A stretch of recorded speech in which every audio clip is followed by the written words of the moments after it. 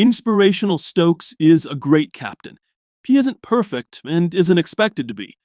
England Test captain has a lot of credit in the bank, and if he comes back, hopefully everyone has the compassion to move past his curfew breach.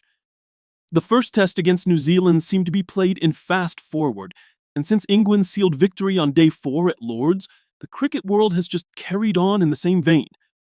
An often wild match, ending with the MCC rushing out a statement reacting to criticism of the pitch, would be one of the more memorable events of an ordinary summer, but this time it was practically forgotten within 48 hours.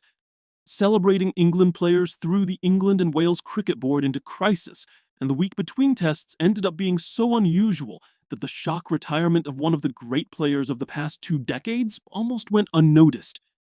10 days ago, it looked like England had hit upon a lineup that could stay pretty settled through the summer. Now they have made at least 4 changes for their next game. Ben Stokes has become the big story, and particularly having heard Brendan McCullum speak on Monday of his concerns for his captain, I certainly have some sympathy for everyone involved. If England win a test, the players are entitled to go out and celebrate, but also there has to be an off switch. There's a famous quote from Vince Lombardi, the American football coach of the 1960s, that always stuck with me. Only by knowing yourself can you become an effective leader. It seems really relevant to this situation. Stokes is an inspirational cricketer and a great captain, very empathetic with his players, someone who has learned the hard way how difficult it is to live in the spotlight and perform on such a public stage.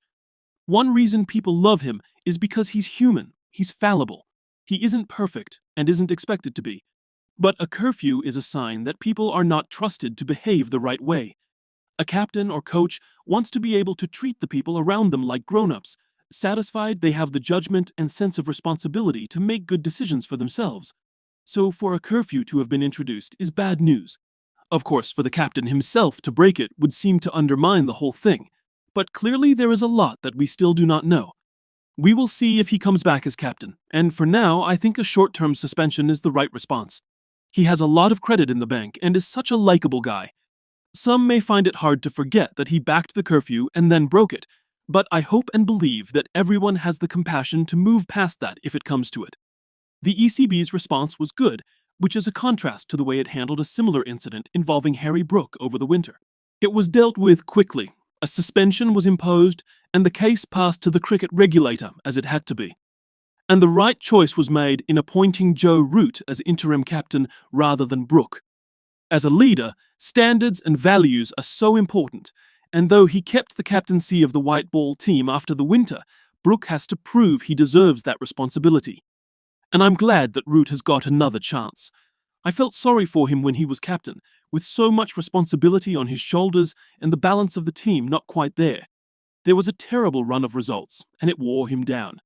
Now I think he's in a better place as a person, and he'll be very relaxed about it.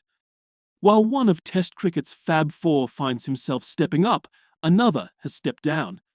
Kane Williamson didn't fully explain what made him decide, in a really unusual move, to retire from all international cricket mid-series, but over the next 2 games he will be missed not just by New Zealand's fans, but by all lovers of the game.